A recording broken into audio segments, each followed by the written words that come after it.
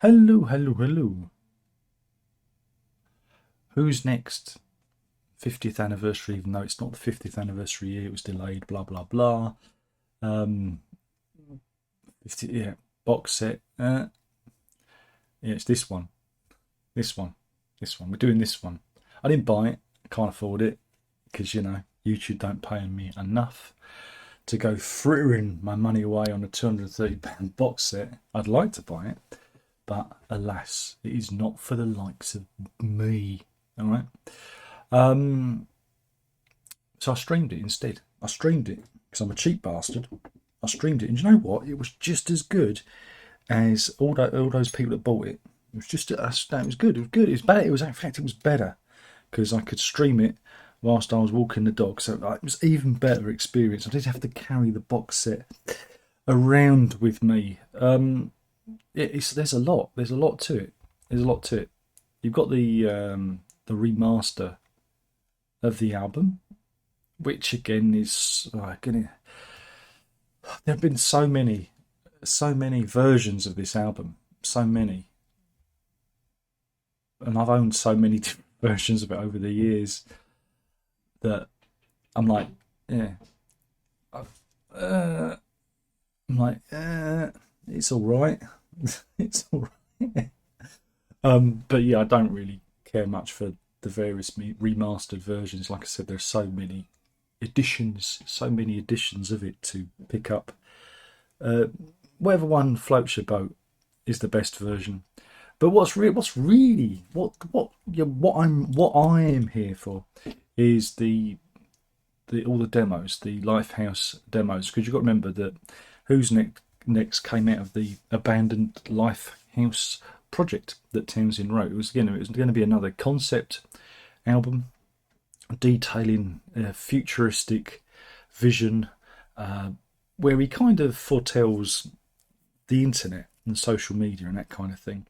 There's a network that the kids access, and that's what the album was going to be. But after working on the songs and trying to get it to fit together, it was abandoned. It didn't feel like it worked, and so fragments of that make up Who's Next, and we have some other songs as well. So it's 6 of one, half a dozen the other. So what we get to see and hear here is those demos. Now there've been bits of these before, and I'm sure, I think I was talking about this on the live stream, that in the 90s there was a Pete Townshend box set which had the Lifehouse Chronicles box set. Is there a picture of it?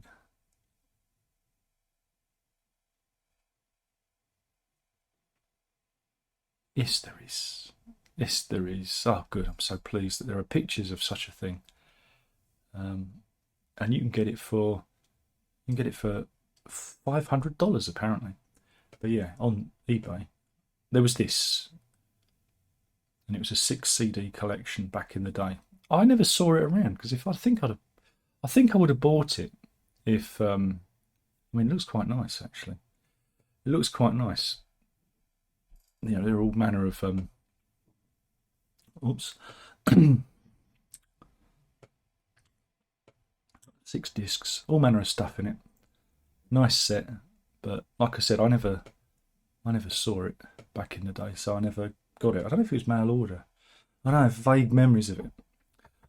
But yeah, so it has been released before. It's been released before. It was actually 2000. It was released, year 2000.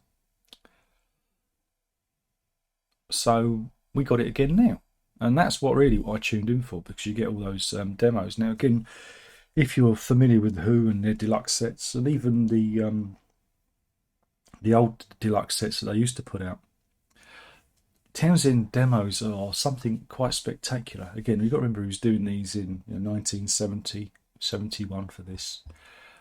And those demos are just so clean and so amazingly put together.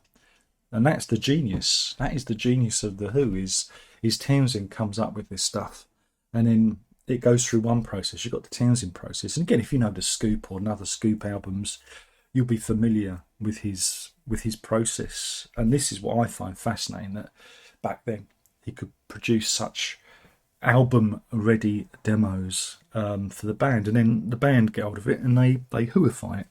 You know, you get Entwistle doing his thing, Hamoon doing his thing, and of course Daltrey injecting his vocals into it.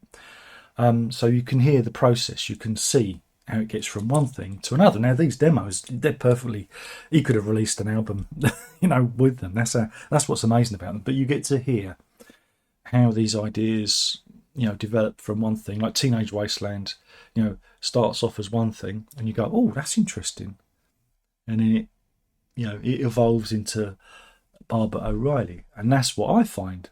That's what I get. I that's what feeds me on this set, and that's why I'd like to own it, because I'd like to, well, just I'd like to rub the discs against my genitals. I'm joking. I don't do that. But no, it's that mental disconnect of, oh, I'd really like to own it, and wait a minute, I could stream it for free. Free's better than that. You know, got to get out of that and then more into that. You know what I mean? So yeah, that's the draw for me, is listening to these demos. Just a fascinating thing. Yeah, there's some repetition there. You know, there's, you know, a couple of versions of Barbara O'Reilly. There's a delightful extended take of My Wife, which is one of my favourite songs because it's funny, and a stereo version of Heaven and Hell, which wasn't on an album. It was a live track, so it's good to hear that. And again, there's a slather of alternate mixes and tracks from the album to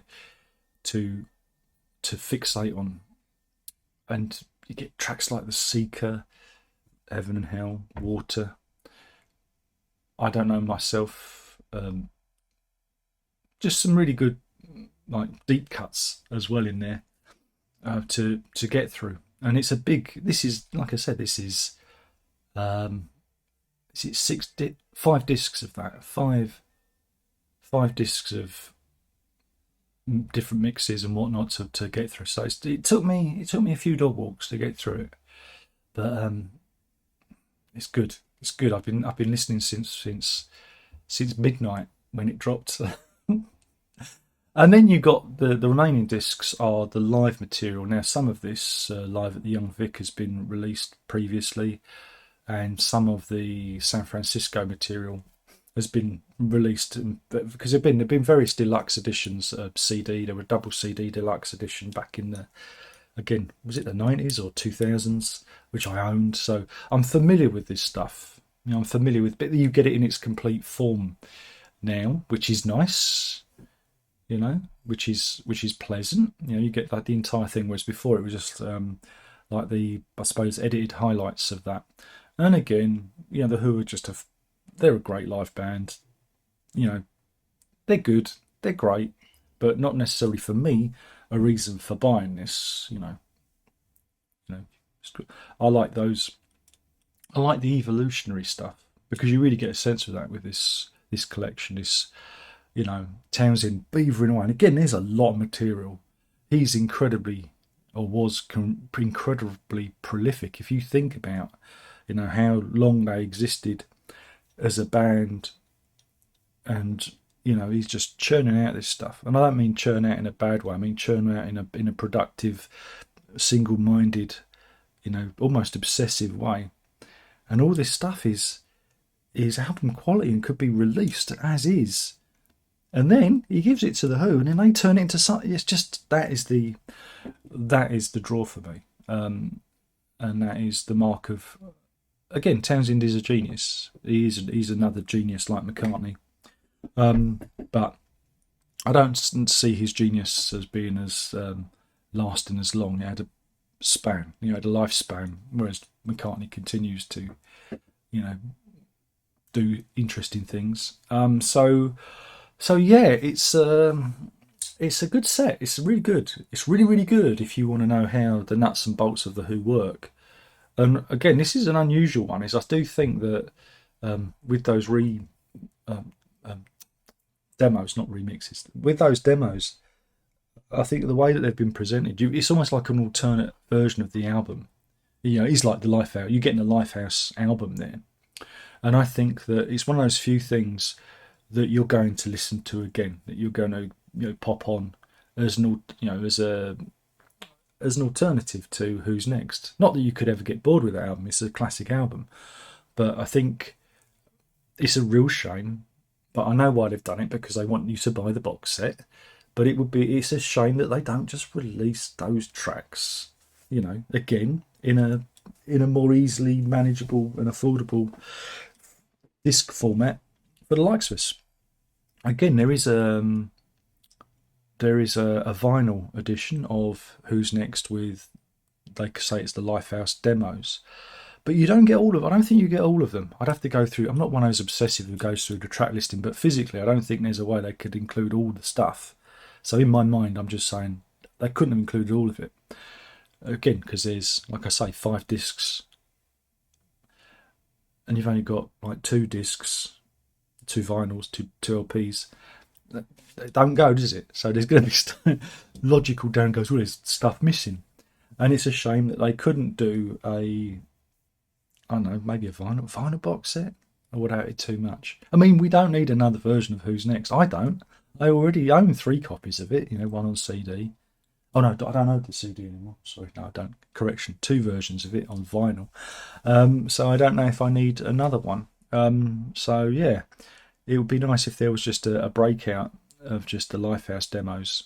Oh, that's what I'd like, just a breakout of Lifehouse demos, or I could just, I don't know, download it all off the internet and put it on my phone or something. Because those are the modern times. We live in the Lifehouse time now, don't we? It all came true. It all came true.